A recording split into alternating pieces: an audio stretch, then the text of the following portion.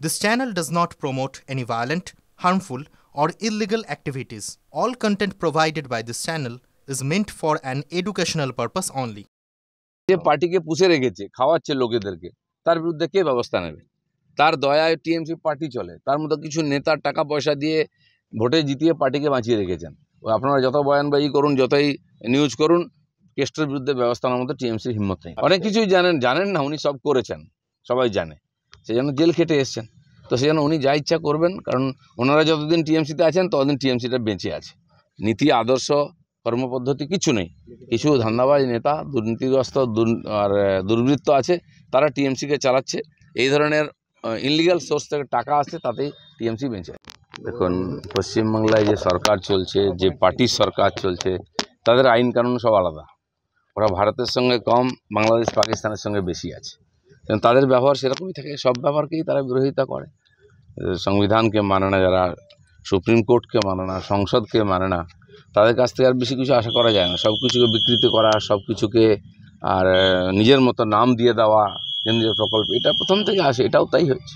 বলছি শামসেরগঞ্জ এবং এতে ধুলিয়ানে যে দাঙ্গা, পুলিশ মন্ত্রীর যে বয়ান, তিনি বলছেন বহিরাগত তত্ত্ব, কিন্তু পুলিশ যে রিপোর্ট চার্জশিট পেশ করেছে সেখানে কিন্তু 14 জনের নামে চার্জশিট, তারা সব স্থানীয় বাসিন্দা। কি বলবেন? দেখুন, ওখানকার যারা উত্তেজনা ছড়িয়েছে, ওদের 2 এমএলএ, ওদের নেতারা টিএমসির, তারাই মিছিল করেছে, তারাই উত্তেজনা ছড়িয়েছে। শান্তির নামে অশান্তি ওরাই বানিয়েছে, এটাই ওদের রাজনীতি।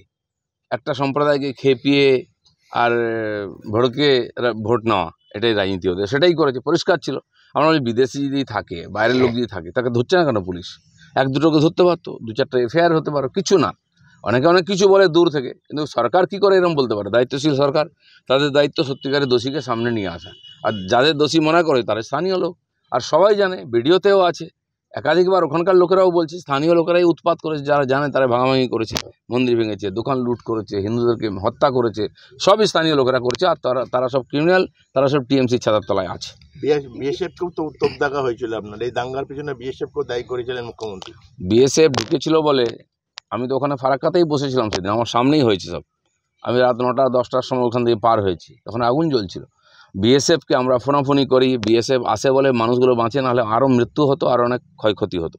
তো টিএমসির লোকেরা বোধহয় সেটা করতে পারেনি বলে, আরও ভয়ের পরিবেশ তৈরি করার ইচ্ছা ছিল পশ্চিমবাংলায়, পারেনি বলে সে বিএসএফকে গালাগালি দেয়। বলছি দাদা, তৃণমূলের রাজ্যসভার সাংসদ সাকেত গোখলে, তিনি পেট্রোলিয়াম মন্ত্রী হরদীপ সিং পুরীর স্ত্রীর নামে, উনি ডিপ্লোম্যাট প্রাক্তন, ওনার নামে একটা মিথ্যা বয়ান, মিথ্যা একটা সম্মানহানি করেছিলেন।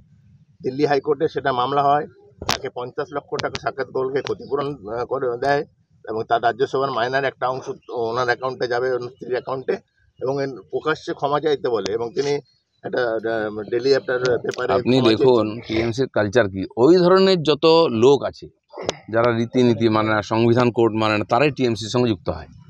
ভারতবর্ষের বিভিন্ন জায়গায় টিএমসি গেছে, আর ওই ধরনের যেগুলো দেশ বিরোধী লোক, সংবিধান বিরোধী লোক, অসভ্য লোক, সেগুলোকে এক জায়গায় করে।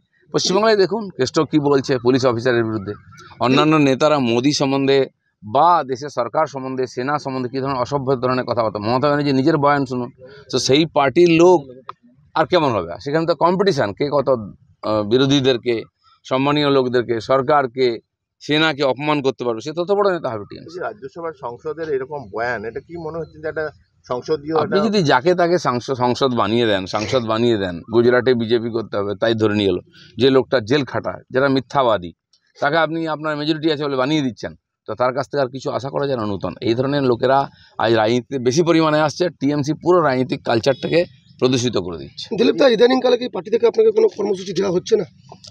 আমি জানি না পার্টির কী কর্মসূচি হচ্ছে, এখন তো নির্বাচন চলছে, এখনও কমিটি হয়নি পুরো আমাদের জেলাগুলোতে, তখন নির্বাচনী কর্মসূচি বা রাজনীতিক কর্মসূচি হবে। আমি তো গ্রামে গঞ্জে যাই যখন, যেখানে সেখানে সাধারণ কর্মীদের সঙ্গে দেখা করি, কথাবার্তা বলি, তাদের মন মেজাজে খোঁজখবর নিই। পার্টি আমরা সবাই সাধারণ কর্মী, যাকে যে কাজ দেবো আমরা সেটা করব। আপাতত সবার সঙ্গে যোগাযোগ রাখাটা আমার মনে হয়েছে কাজ, কারণ এরা বেশিরভাগ সময়ই, আমি যখন সভাপতি ছিলাম তারা পার্টিতে এসেছেন। বহু লোক কে কোথায় আছে খোঁজখবরই নেওয়া হয় না আজকাল, তো আমি খোঁজখবর নেওয়ার জন্য যাই সব জায়গায়। দিলীপ ঘোষকে আমরা যেভাবে দেখেছি একেবারে ঝাঁঝালো বক্তব্য, কিন্তু ইদানিংকালে দেখা যাচ্ছে সুর নরম দিলীপ ঘোষের, কেন? না, বিনা কারণে ঝাঁঝালো বক্তব্য বলতে যাবো কেন? আর সেসব বলার জন্য যারা পার্টির দায়িত্বে আছেন তারা পার্টির বক্তব্যকে রাখছেন, তারা বিরোধিতা করছেন, তারা রাস্তায় আছেন। আমার কাজটা এখন অন্য। আমি পুরনো কার্যকর্তা হিসাবে সমস্ত কর্মীদের খোঁজখবর রাখি, যোগাযোগ রাখি সবার সঙ্গে। দিলীপ ঘোষের মুখ বন্ধ কি উপর মহলের চাপ নাকি রাজনৈতিক কোনো কৌশল? দিলীপ ঘোষের মুখ বন্ধ কোথায়, বলছি আপনাদের সামনেই। এই যে চীনা যে রেল ব্রিজ সারা বিশ্বে যে প্রশংসিত হচ্ছে, সেটা তৃণমূল বলা হচ্ছে যে মুখ্যমন্ত্রীর এটা উনি নাকি এই চীনা ব্রিজের রেলমন্ত্রী থাকাকালীন ওনারই প্রস্তাব, কি বলবেন? উনি তো মহাকাশযানও তৈরি করে দিয়েছিলেন যখন মমতা ব্যানার্জি মন্ত্রী ছিলেন।